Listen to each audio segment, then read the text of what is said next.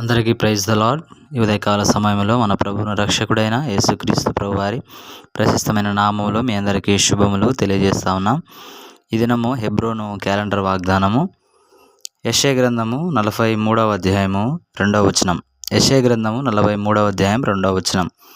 నీవు జలములలో బడి దాటునప్పుడు నేను నీకు తోడయుందును, నదులలో బడి వెళ్ళునప్పుడు అవి నీ మీద పొర్లిపారవు.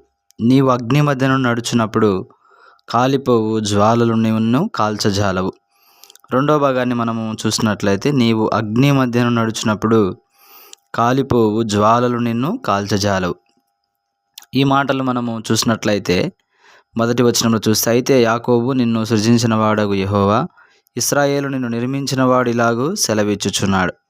కాబట్టి ఈ మాటలు యాకోబు గురించి వ్రాయబడుతూ వచ్చినాయి. మరి నీవు అగ్ని మధ్యన నడుచున్నప్పుడు కాలిపోవు జ్వాలలు నిన్ను కాల్చజాలవు. ఈ అగ్ని మనకు దేనికి సాదృశ్యంగా చూపిస్తూ ఉంది అని మనం ఆలోచన చేస్తే, అగ్ని పరీక్షకు సాదృశ్యంగా ఉంటుంది. కాబట్టి బంగారము, శ్రేష్టమైన బంగారము రావాలి అంటే అగ్ని చేత అది పరీక్షింపబడాలి. అలాగే దేవుని వాక్యం రాయబడింది, మీ విశ్వాసము అగ్ని చేత పరీక్షింపబడవలసిందిగా ఉంటుందని దేవుని వాక్యంలో రాయబడింది. కాబట్టి అగ్ని పరీక్షకు సాదృశ్యంగా ఉంది. కాబట్టి మన జీవితంలో మన విశ్వాసము అగ్ని చేత పరీక్షింపబడవలసినటువంటి పరిస్థితి. కాబట్టి అగ్ని వంటి మహాశ్రమలు మీ దగ్గరికి వచ్చినప్పుడు మీరు ఆశ్చర్యపడవలసినటువంటి అవసరం లేదని కూడా దేవుని వాక్యంలో రాయబడింది. కాబట్టి ఈ అగ్ని అనేది పరీక్షకు సాదృశ్యంగా ఉంటుంది. ఇక్కడ దేవుని వాక్యంలో నీవు అగ్ని మధ్యను నడుచున్నప్పుడు కాలిపోవు జ్వాలలు నిన్ను కాల్చజాలవు.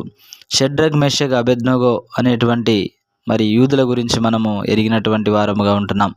వారు కూడా ఒకానొక సందర్భంలో ఆ ప్రతిమకు నమస్కారం చేయమని చెప్తూ వచ్చినప్పుడు మరి వారు ఏమాత్రం కూడా మరి ఆ ప్రతిమకు నమస్కారం చేయలేని వారిగా ఉంటూ వచ్చారు. కాబట్టి ఆ సందర్భంలో రాజు వారి ముగ్గురిని కూడా మరి యొక్క అగ్నిలో వేసినట్లుగా మనము చూస్తూ ఉంటున్నాం. అగ్నిగుండంలో వారిని వేస్తూ వచ్చినట్లుగా మనం చూస్తున్నాం. అయితే దేవుడు వారి మధ్యలో సంచరించి వారిని కాపాడి భద్రపరిచి సంరక్షిస్తూ వచ్చినట్లుగా మనము చూస్తుంటున్నాం. వారు అగ్ని మధ్యలో పడిపోయినప్పటికీ కూడా దేవుడు వారిని కాపాడి రక్షించి సంరక్షిస్తూ వచ్చినట్లుగా మనము చూస్తుంటున్నాం. షడ్రక్, మెషక్, అబేద్నెగో వారు అగ్నిలో పడిపోయినప్పటికీ కూడా దేవుని యొక్క సన్నిధి, దేవుని యొక్క కాపుదల, దేవుని యొక్క భద్రత, దేవుని దూతలు వారి చుట్టూ ఉన్న కారణమును బట్టి వారికి ఎటువంటి హాని జరగనట్లుగా దేవుని వాక్యంలో మనము చూస్తున్నాం. అలాగే ప్రియులారా, ప్రస్తుత దినాల్లో మనం కూడా ఈ లోకంలో జీవిస్తూ ఉన్నప్పుడు ఎన్నో పరీక్షల గుండా, ఎన్నో శ్రమలు గుండా మనము వెళ్ళవలసినటువంటి వారంగా ఉంటున్నాం. అటువంటి పరిస్థితుల్లో మన విశ్వాసము పరీక్షింపబడేదిగా ఉంటుంది.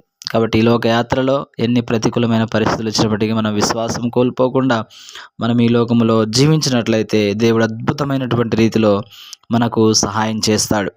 కాబట్టి నీవు అగ్ని మధ్యన నడుచున్నప్పుడు కాలిపోవు జ్వాలలు నిన్ను కాల్చజాలవు. కాబట్టి ఏది కూడా మనకు హాని కలగదని దేవుడు చెప్తూ వస్తుంటున్నాడు. కాబట్టి ఎటువంటి హానికరమైనటువంటి పరిస్థితి దేవుడు మన జీవితంలో తీసుకొని రాడు. కాబట్టి ఉదయకాల సమయంలో నీవు కూడా నీ జీవిత యాత్రలో మరి ఎన్నో అగ్ని వంటి మహాశ్రమల గుండా నువ్వు వెళ్ళినప్పుడు విశ్వాసం కోల్పోకుండా దేవుని వైపు చూస్తూ నమ్మిక ఉంచి దేవుని యందు విశ్వాసం ఉంచి లోకంలో కొనసాగినట్లయితే మనము లోకమును జయించే వారంగా ఉంటున్నాం. లోకమును జయించిన విజయము మీ విశ్వాసమే అని దేవుని వాక్యంలో వ్రాయబడింది. దేవుడు మిమ్మలను, మీ కుటుంబాలను దీవించి ఆశీర్వదించునుగాక.